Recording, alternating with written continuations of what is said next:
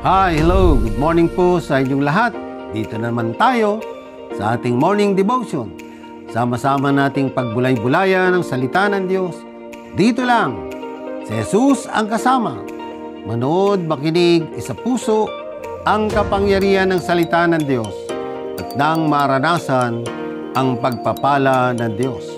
Maramdaman mo ang saya at kagalakan sa paglilingkod sa Diyos. Our topic today, moving forward in mission. Ito po ang inyong devotional leader, Reverend Sunny de la Peña.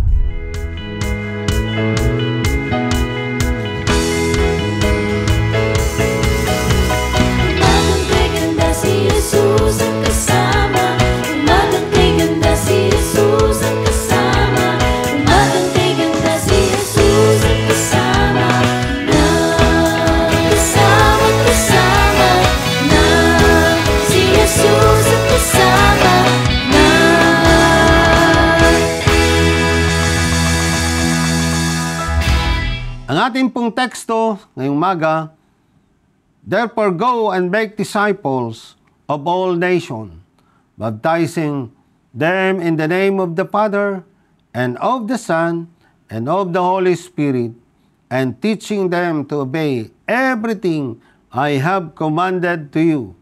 And surely I am with you always to the very end of the age. Matthew 28:19-20. Bago po tayo magpatuloy, pakinggan muna natin ang magandang awit.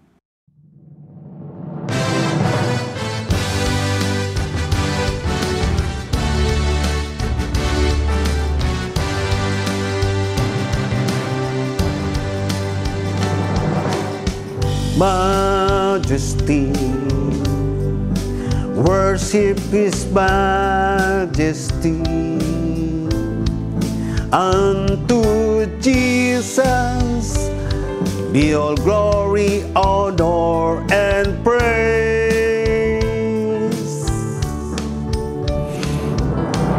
Majesty, kingdom, authority, flow from His throne and to His own, His anthem reigns. So exalt, lift up on high the name of Jesus. Magnify, come glorify Christ Jesus the King. Majesty, worship His majesty. Jesus who died, now glorified, King of all kings.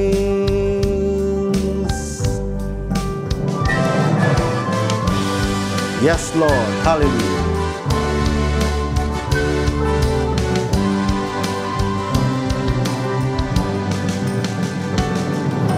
Majesty, worship His majesty. Unto Jesus be all glory, honor, and praise.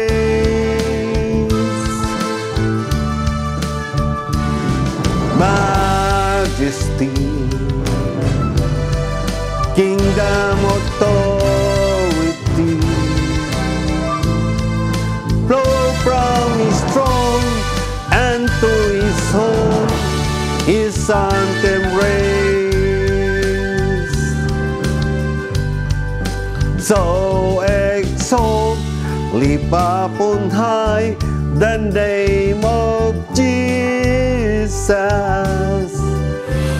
Magnify, come glorify Christ Jesus the King. Majesty, worship His majesty. Jesus who died, now glorified, King of all kings. Jesus who died, now glorified, King of all kings.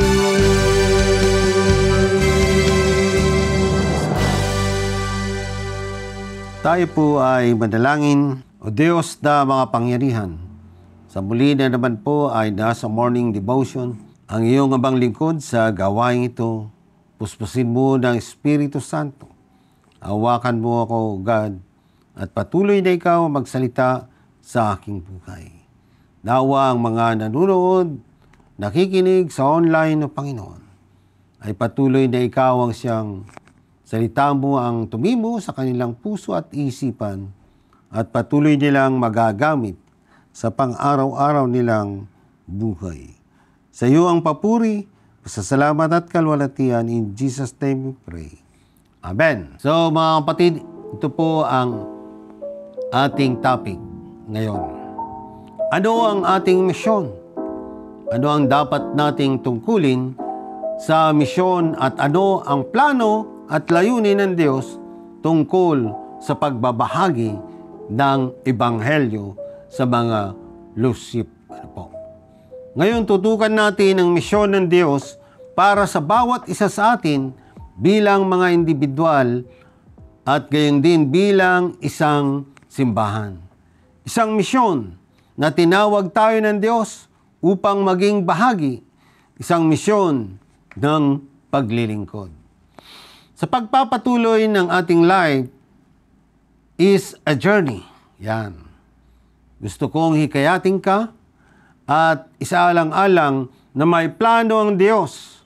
Ikaw ay bahagi ng planong ibahagi ang Ebanghelyo at gumawa ng mga disipulo para hikayatin ng mga tao na maging tagasunod ni Kristo mula sa lahat ng bansa.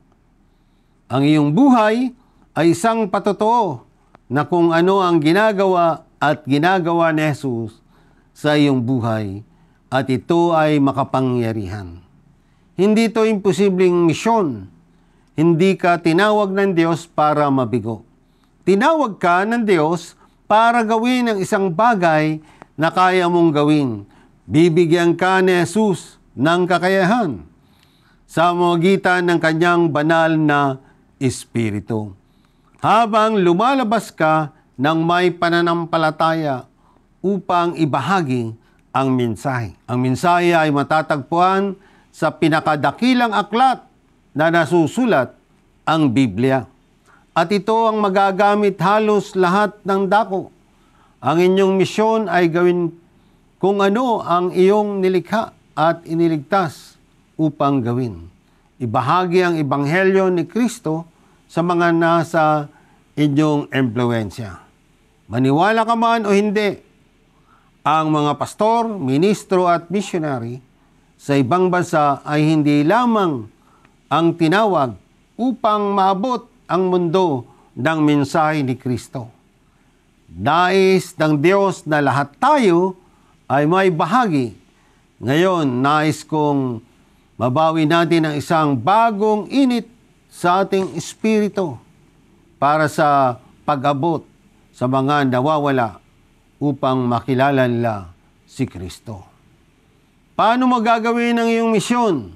Ang ating misyon ay nagsisimula sa misyon ng Diyos.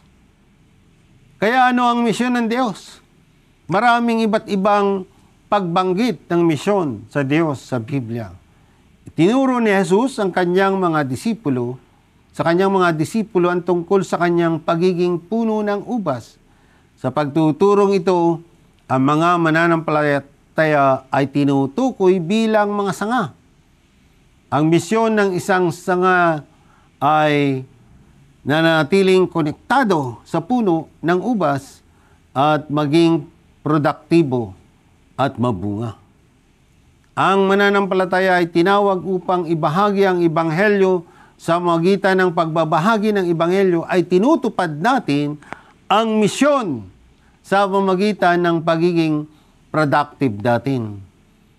Ang pagtutuon kay Jesus ay makatutulong na matiyak na manatiling konektado sa puno ng ubas. Si Jesus, parang yung baging, di ba? Konektado yan. Nagbibigay ng pagkain at buhay sa mga sanga. Hindi tayo gumagawa ng prutas. Ginagawa yun ng Diyos sa pamamagitan ng kanyang banal na Espiritu.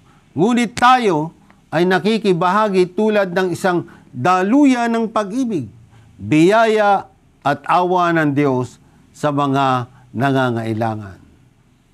Ang mga lugar na maaari tayo maging productive ay sa sarili nating pamilya, kaibigan, kung saan tayo nakatira, at sa buong mundo. Yan, brothers and sisters, isang koneksyon. Isang tao ay maaaring humipo ng libo-libo habang sila ay nagpapasakop kay Jesus at nagpapasakop sa tawag ng Diyos sa kanilang buhay. Ito ang ilang personalidad na nakahikayat ng maraming tao. Una, si Billy Graham, touched millions of people. Kalawa, Martin Luther, touched thousands of people. John Wesley touched millions of people. Dietrich Bonhoeffer touched thousands of people. Si William Wilberforce, Eric Liddell, Chuck Colson, and many others touched lives well beyond their own lifetime simply by living a life of faith, sharing the gospel and fulfilling God's plans for their lives. Marami pang misyonary ang tumungo sa pagmimisyon upang maakay ang mga tao tungo kay Kristo, palapit kay Kristo. Maaari mong pakiramdaman na wala kang gaanong sasabihin, ngunit meron ka. Maaari mong isipin na hindi mo alam kung ano ang sasabihin, ngunit gagamitin ka ng Diyos. Unawain na ang mga pader ng Jericho ay hindi bumagsak hanggang ang hukbo ng Israel ay kumilos ayon sa tagubilin ng Diyos at umikot palibot sa lungsod ng 7 beses at pagkatapos ay sumigaw. Maaaring hanggang sa magsimula kang ibahagi ang iyong pananampalataya ay makikita at mararanasan mo ang plano ng Diyos na gamitin ka upang sabihin sa mundo ang tungkol kay Jesus. Hindi mo kailangang pumunta sa malayong lupain para maging misyonero. Isa kang misyonero sa sinumang kabahagi mo ng iyong pananampalataya. Ang iyong pamilya, ang iyong mga kapitbahay, mga kaibigan, mga katrabaho, maaaring sales lady sa mall o empleyado sa bangko at maging sa farms o liblib na lugar. Dati kang isang taong hindi nakakaalam ng katotohanan ni Jesus hanggang sa may nagbahagi sa iyo ng kanilang karanasan sa buhay. Huwag isipin na ang isang misyonero ay isa lamang sa ibang bansa. Oo, nagpapadala tayo ng pera at mga misyonero sa buong mundo. Pero may mission field dito at nandito ka na. Hindi kailangan ng Diyos na magpadala ng sinuman upang makipag-usap sa iyong mga kaibigan tungkol kay Jesus. Maliban kung pipiliin mong huwag pansinin ang larangan ng misyon na sa paligid mo. We are called to love each other just as Christ loved us. John 13:34-35. Jesus did not wait to love you until you cleaned up your life. You do not wait to love your children until they get their life in order. You love them even the dirty deepers. You love them even when they do something wrong. Kahit sila'y nagkakamali, mahal natin dahil anak mo yan eh. God so loved the world that while we were still sinners, Jesus died for us that we might have faith and be saved. It is easy for someone in our family or close friend group to know we love and care about them. But what about those who brush shoulders within the grocery store? That about those who interact with day to day. Yan. What about those God-ordained encounters with people we may only see once in a lifetime? Mga kapatid, you don't need to be perfect before you share the gospel. What you need is willingness. You don't need to be expert to proclaim the good news. What you need is to surrender your life to God and follow Him. So moving forward in mission, ngayon na. Yan. Now is the time to do the mission.